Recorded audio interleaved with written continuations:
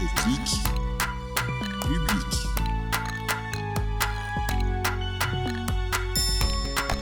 Technique.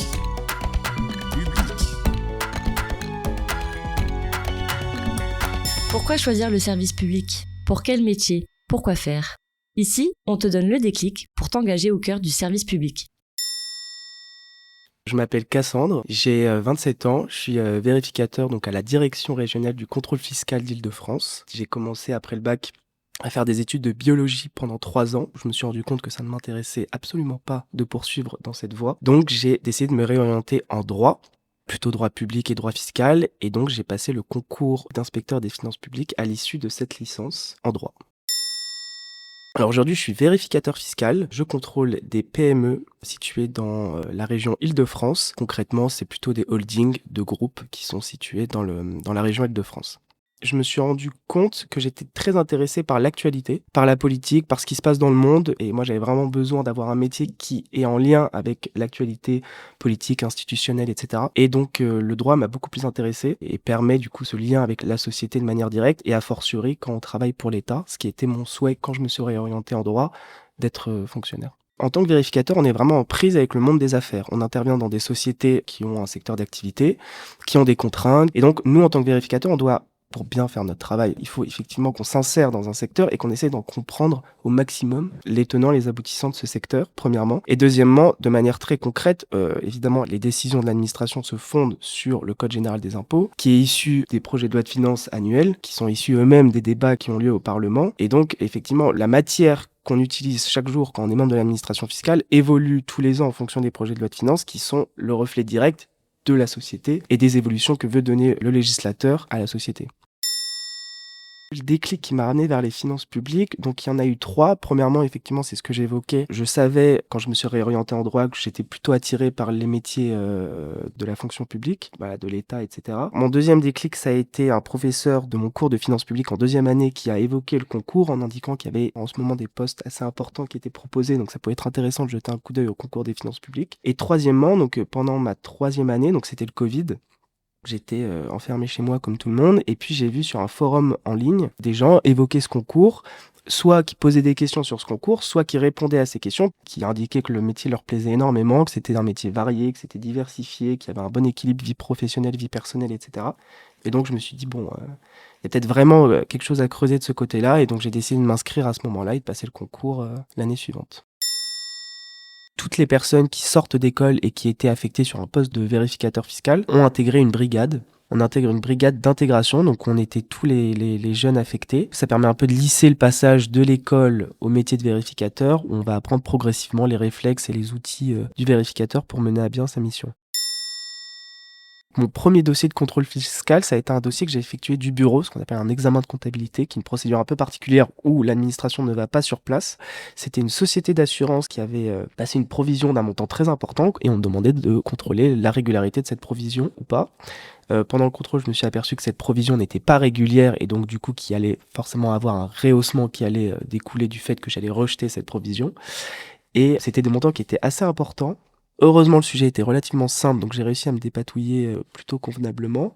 Après, c'était un dossier assez marquant, déjà parce que c'était mon premier, et aussi parce que j'avais le dirigeant qui participait aux visioconférences que j'organisais, qui était pas forcément très content du fait que je remette en cause sa provision, mais qui finalement a accepté le redressement et le contrôle s'est conclu sur un accord du contribuable. Donc, le métier de vérificateur est un métier relativement solitaire, donc j'étais tout seul sur ce dossier. Après, j'étais en lien avec ma chef de brigade de l'époque qui m'assistait techniquement sur le dossier, et on avait la chance d'avoir un adjoint qui m'a aussi aidé sur le dossier. Mais on va dire d'un point de vue purement réglementaire, je suis seul affecté sur ce dossier. Et je pense qu'on peut pas être un bon vérificateur si on n'est pas curieux.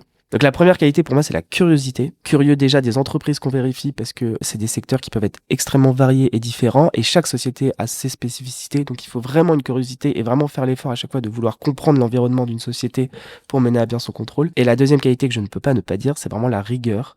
Pour 2 raisons. D'abord parce que le droit fiscal est une matière extrêmement dense, extrêmement technique, qui évolue beaucoup. Donc déjà, il faut être extrêmement rigoureux par rapport aux règles qu'on nous demande d'appliquer. Et dans un deuxième temps, par rapport à la mission qu'on a, on nous demande d'aller quand même contrôler la régularité des opérations qui ont été faites par des particuliers ou par des sociétés. Et forcément, pour indiquer à une société qu'elle a mal fait, Le corollaire, c'est que nous, on doit être irréprochable et extrêmement rigoureux dans nos procédures et dans nos qualifications qu'on retient. Donc, curiosité et rigueur. Globalement, c'est de l'humain, donc ça dépend vraiment de chaque situation. En général, il faut toujours garder en tête, c'est ce que j'essaye de faire, qui sont plus stressés que nous, ça c'est sûr, que c'est une procédure qui est assez intrusive. On rentre dans la vie d'une société, parfois d'une personne physique, donc il faut toujours garder en tête que voilà, c'est des procédures assez intrusives. Globalement, il faut essayer, dans la mesure du possible, que lors de la première intervention, faire en sorte de dédramatiser au maximum la situation pour le contribuable et pour nous, pour vraiment pouvoir avoir un débat serein, expliquer que le contrôle fiscal, c'est normal dans un système déclaratif. On dépose des déclarations, c'est normal que l'administration vienne s'assurer de la régularité des déclarations qui ont été déposées. C'est une garantie de la procédure du fait d'avoir l'administration qui vient sur place. Même si c'est intimidant, il faut expliquer au contribuable que c'est une garantie pour lui et que c'est bien de pouvoir avoir un débat sur place. Voilà, donc dédramatiser au maximum. Après, oui, il faut avoir aussi en conscience qu'on représente l'administration fiscale, ce qui nécessairement indique qu'il faut parfois faire preuve d'autorité, c'est-à-dire de pouvoir assumer et de défendre une position devant le contribuable quand bien même il ne serait pas d'accord. Je pense que c'est l'un des points les plus difficiles dans le métier de vérificateur fiscal, parce qu'effectivement, on essaye d'avoir, à l'issue du débat oral et contradictoire, l'accord du contribuable. Il y a des moments où ce n'est pas possible, le contribuable n'acceptera pas la position de l'administration, et il faut être en mesure de pouvoir maintenir quand même et défendre sa position. Donc ça dépend des dossiers. Je pense que la meilleure façon de bien faire son métier de vérificateur, je pense, c'est vraiment d'être solide techniquement. Et donc, je pense qu'il faut au maximum avoir conscience de la complexité des normes qu'on nous demande d'appliquer, et donc de se préparer au maximum, et une fois qu'on est vérificateur, de continuer d'apprendre au maximum le fonctionnement des règles, leur existence, leur articulation entre elles, etc. Je pense que c'est le moyen le plus simple de faire bien son travail de manière sereine, effectivement. 3 mots pour qualifier le métier de vérificateur. Premièrement, un mot que j'ai déjà employé, c'est vraiment rigueur, parce que encore une fois, les règles qu'on nous demande d'appliquer sont très complexes. Le deuxième mot que j'utiliserais pour qualifier le métier, ça serait collectif, parce que c'est vrai que c'est un métier qui est solitaire dans la pratique, c'est-à-dire qu'on va sur place dans les entreprises seul, on travaille nos dossiers sur le fond seul. Par contre, il faut toujours se rappeler qu'on est rattaché à une brigade, qu'on fait partie d'une direction et que dans la direction ou au sein de la brigade, que ce soit le chef de brigade ou les autres collègues vérificateurs, ils seront toujours disponibles pour nous aider si on a un problème sur un dossier. Et que je pense que les meilleures décisions sur les dossiers se prennent collectivement. Donc quand bien même c'est un métier qui est en apparence solitaire, il faut toujours se rappeler qu'on appartient à un collectif et que ça peut vraiment être décisif sur certains dossiers. Et le troisième mot que j'utiliserais pour qualifier le métier de vérificateur serait aventure, parce qu'à chaque nouveau dossier, il faut avoir la force de se remobiliser totalement, parce qu'on va découvrir un tout nouvel environnement, des nouvelles personnes, des nouveaux dirigeants, des nouveaux conseils, des nouvelles problématiques. Donc moi, en tout cas, j'ai un peu cette impression de repartir à l'aventure à chaque nouveau dossier. On a plusieurs possibilités d'évolution. Donc d'abord, on peut changer de métier, mais rester au même grade, c'est-à-dire rester inspecteur des finances publiques, mais aller faire autre chose. On peut aussi gagner en échelon et donc passer des concours professionnels internes, et notamment le concours d'inspecteur principal, qui permet ensuite d'encadrer des équipes pour être, par exemple, chef de brigade d'une équipe de vérificateurs. L'administration n'a pas du tout l'image qu'elle peut en avoir de l'extérieur. Moi, j'ai personne dans ma famille qui était fonctionnaire. Et j'ai découvert un milieu professionnel très bienveillant, très exigeant, mais c'est normal. Voilà, avec beaucoup de qualité et des métiers honnêtement passionnants. Donc n'hésitez pas.